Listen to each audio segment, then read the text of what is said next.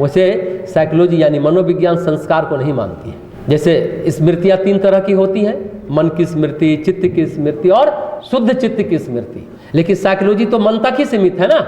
हाँ, दूसरी तरफ अगर हम बहुत ज़्यादा आध्यात्मिक बात करने लगे तो समझेगा कौन।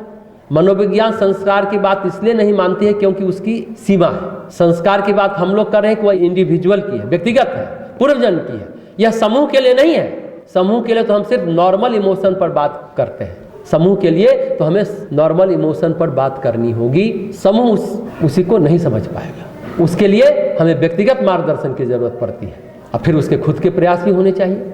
उसको अपने संस्कार के अनुरूप प्रयास करना होगा। संस्कार को सुधारना है या बिगाड़ना है, उसके लिए आप काम करिए। हालांकि फ्रायड मनोवैज्ञानिक हुआ, आप जानते होंगे, उससे संस्कार शब्द का प्रयोग किया है, लेकिन उसका अलग टाइप।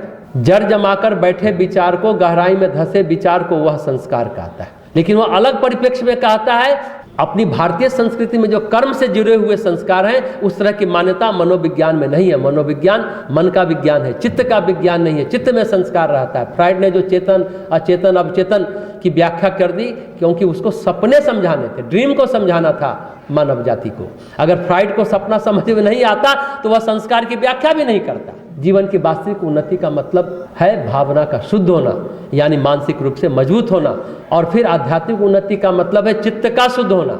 लेकिन अभी बहुत बड़ी विडंबना है, क्योंकि अभी पूरी दुनिया में बहुत व्यापक रूप से कह सकते हैं दुर्भाग्य का सृजन है। व्यापक पैमाने पर दुर्भाग्य का सृजन है, क्योंकि इंसान आज भावनात्मक रूप से बहुत अस्थिर है, बहुत कुंठित है। आज वही इमोशनल इंटेलिजेंस की बात है। लेकिन अगर अध्यक्ष महोदय का कहना है कि जिसके संस्कार में है वो अपराधी बनेगा, नशा करेगा, आत्महत्या करेगा, क्यों करेगा?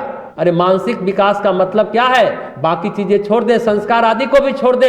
ये सच है कि जीवन के 90% समस्याओं का समाधान मनोविज्ञान करता है। 10% के लिए हमें अध्यात्म की जरूरत पड़ती है। साइकोलॉजी में एक शब्द है, जैसे अभी एडॉप्टेशन की बात की, अनुकूलन क्षमता की बात की, एक और शब्द है साइकोलॉजी में, coping behaviour, stress coping behaviour. जैसी परिस्थिति आए, चुनौती आए, उसका सामना करने के लिए हम सक्षम हैं। कब? जब हमारा मन प्रशिक्षित है, तब। अगर कॉग्निटिव ट्रेनिंग नहीं है तो फिर हम आत्महत्या करेंगे। अगर कॉग्निटिव ट्रेनिंग है तो फिर हम आत्महत्या क्यों करेंगे? ये ट्रेनिंग हम स्कूल के बच्चे को थोड़ा बहुत तो दे ही सकते हैं। ज्यादा जरूरत है। नशा न करे, अपराधी न बने, आत्महत्या न करे, अवसाद में न जाए। कॉग्निटिव ट्रेनिंग की जरूरत है। अच्छा, एक और प्रश्न हम पूछते हैं, क्या डार्विन ने कहा था कि तुम चंद्रमा पर चले जाओ, मंगलयान बनाकर मंगल पर चले जाओ, सैटेलाइट बनाने का विज्ञान क्या डार्विन ने कही थी? मनुष्य में जो संस्कृति की, सभ्यता की, विज्ञान की खोज है वो डार्विन ने नहीं कहा। मनुष्य में और पशु में एक आधारभूत फर्क है। पशु प्राणवान है, चेतन है, पर मनुष्य अन्य प्राणियों से ज्यादा चेतन है, क्योंकि वह आत्मचेतन है। आत्मचेतन होने का गुण क्या है? वह है विवेक। आई बात समझे? विवेक का मतलब क्या होता है? डिस्क्रिमिनेशन। मनुष्य का जो पशुओं से फर्क है वह उसका साइकोलॉजिकल हाइट्स है, मानसिक ऊंचाइयां है। हाथी हो, शेर हो, वह मनुष्य से ज्यादा बलवान है, ज्यादा फुर्तीला है ना।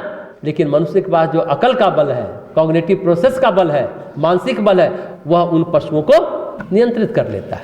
देखिए, सब प्राणी भोग योनि है। गाय, बैल, भैंस, कुत्ता इत्यादि जितने प्राणी हैं। हाँ, जो एथिस्ट है, नास्तिक है, वो इस बात को नहीं मानेंगे, लेकिन अन्य जीव की उम्र निर्धारित होती है, यानी भोग खत्म, योनि खत्म। और उसी तरह मनुष्य की आयु भी निर्धारित है, लेकिन मनुष्य की योनि कर्म योनि है। भोग योनि के साथ साथ कर्म योनि। हाँ, आप नर पशु बन जाएं, मानसिक रूप से पशु बन जाए तो आप भी भोग रहे हैं कष्ट को, लेकिन मनुष्य योनि कर्म योनि है, भोग योनि के साथ साथ। वह निर्धारण को जो पूर्व जन्म से है, संस्कार के आधार पर, कर्म के आधार पर, जो प्रारब्ध है, अपने पुरुषार्थ के आधार पर आगे पीछे कर सकता है। डार्विन ने ह्यूमन डेवलपमेंट की बात नहीं कही है, उसने लाइफ डेवलपमेंट की बात कही है। डार्विन ने मनुष्य को कैटेगराइज नहीं किया है। डार्विन ने तो अमीबा प्रोटियस से धीरे धीरे विकसित होते होते मनुष्य बन गया, यह बात कही है। लेकिन इंसान विकसित होते होते क्या बनेगा, यह बात डार्विन ने नहीं कही है। आगे मनुष्य का विकास मॉर्फोलॉजिकल नहीं है, साइकोलॉजिकल है और स्पिरिचुअल है।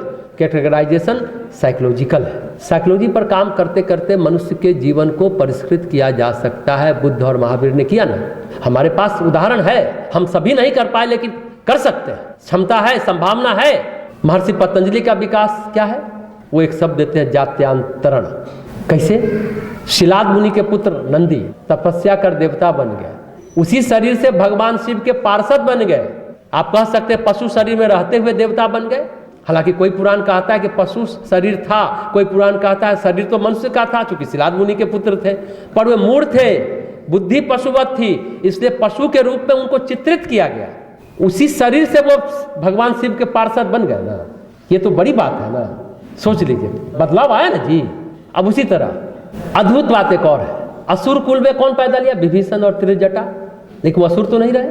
प्रहलाद जी असुर कुल में पैदा लिए, राजा बलि भी पैदा लिए, लेकिन असुर तो नहीं है। चेंज आ गया ना जी। अगर अध्यक्ष महोदय कहते कुछ नहीं कर सकते आप, तो चेंज का उदाहरण तो अपने इतिहास में भरा पड़ा है ना। अब उसी तरह ये तो प्रमोशन हुआ, डिमोशन। देवताओं के कुल में ब्रह्मा का बेटा असुर बन गया, नाम था सिंदूरा, जिसका वध गणेश जी ने किया था, ये भी इतिहास में है। वो तो देवताओं के कुल में भी अनेकों असुर हो गए हैं। जो अपने देव कर्म से गिर जाता है वह दैत्य बन जाता है। तो परिष्कार से डीएनए भी चेंज किया जा सकता है। प्रहलाद का चेंज हुआ, वो कहानी हम अलग बताते रहते हैं, अभी छोड़ दीजिए। सांख्य दर्शन भी विकासवाद का समर्थन करता है, और सबसे बड़े विकासवादी अगर कोई कहे जा सकते हैं तो महर्षि पतंजलि। उनके अनुसार विकास का मतलब केवल विवेक विकसित होता है, और जब विवेक ख्याति के लेवल पर पहुंच जाता है तो व्यक्ति को कैवल्य हो जाता है। मतलब विवेक बढ़ते बढ़ते इतना प्रकाशित हो गया कि धर्म में एक समाधि हो गई। विवेक ख्याति एक प्रकार से धर्म में एक समाधि है, उसके आगे कैवल्य है, यानी समाधि का पूर्ण ज्ञान। समाधि से भी ज्यादा है कैवल्य, यानी अपने स्वरूप में प्रतिष्ठित हो गया। यही है विकासवाद का चरम, एक्सट्रीम। मूल बात है, ईश्वर की धारणा से हम जुड़ेंगे नहीं तब बात नहीं बनेगी। ईश्वर की धारणा से हम डिगे नहीं। जीवन में अपना कल्याण चाहते हैं तो आपको अपनी चेतना में ईश्वर की धारणा करनी ही पड़ेगी।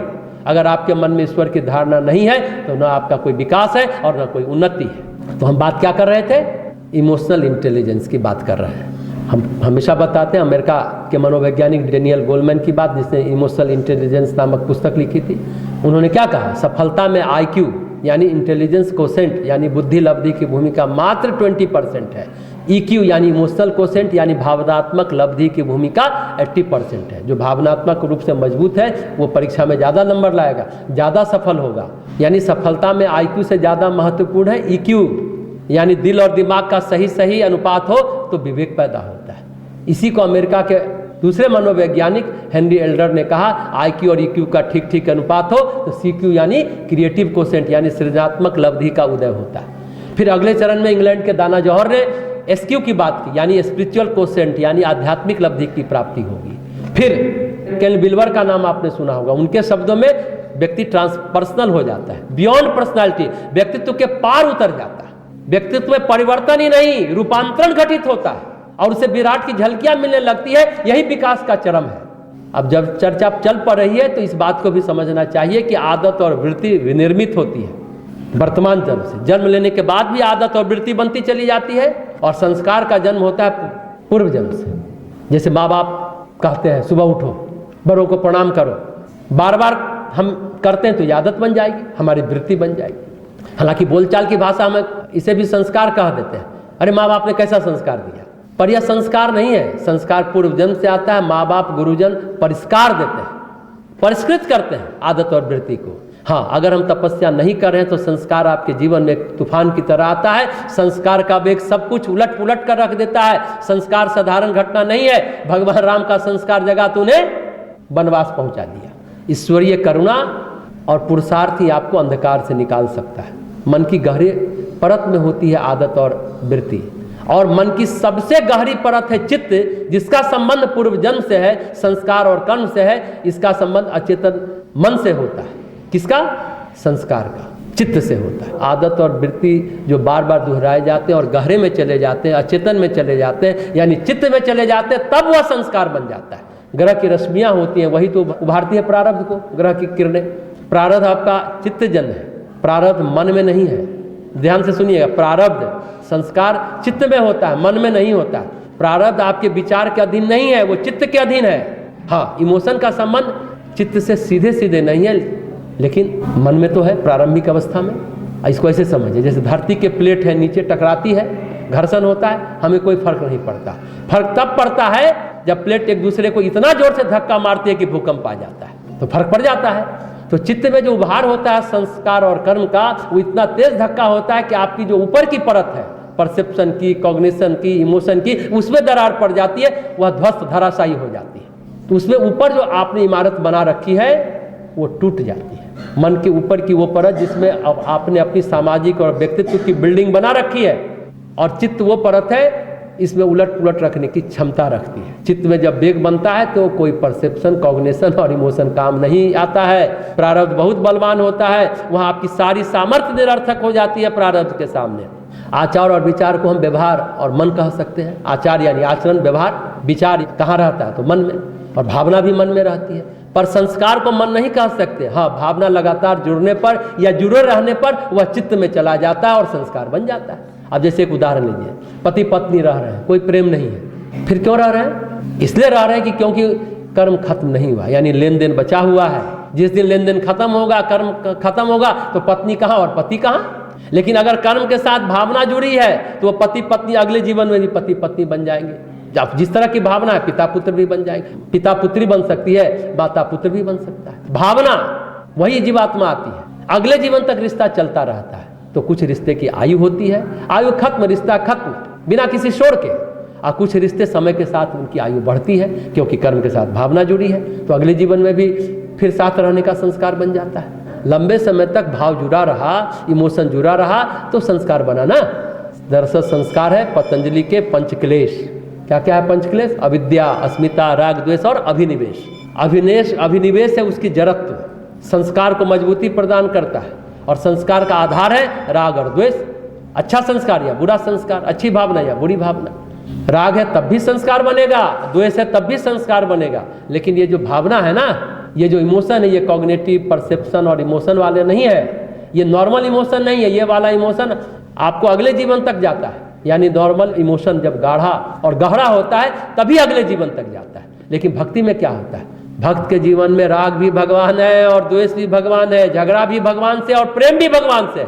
कहने का अर्थ है जब भावनाओं का हर कोण भगवान से जुड़ जाता है ना, तो ऐसा संस्कार बन जाता है।